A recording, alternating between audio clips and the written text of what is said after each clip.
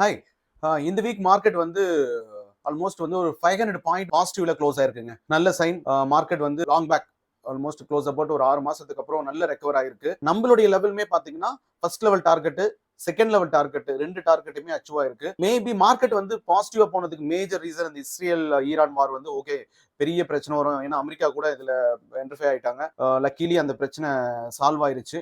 So அது Iran and Israel war stop ஆனதுனால again market bounce back ஆயிட்டு பாசிட்டிவ்ல இன்னைக்கு வந்து க்ளோஸ் ஆயிருக்கு. பார்ப்போம் கமிங் வீக் எப்படி இருக்கும் அப்படின்ட்டு. கமிங் வீக் வந்து 25,850 பிரேக் பண்ணுச்சுன்னா 26,050 first level target, second level target 26,270 வரைக்கும் போறதுக்கு பாசிபிள் இருக்கு.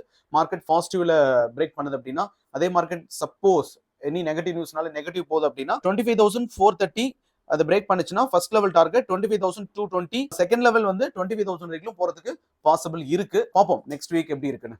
பை.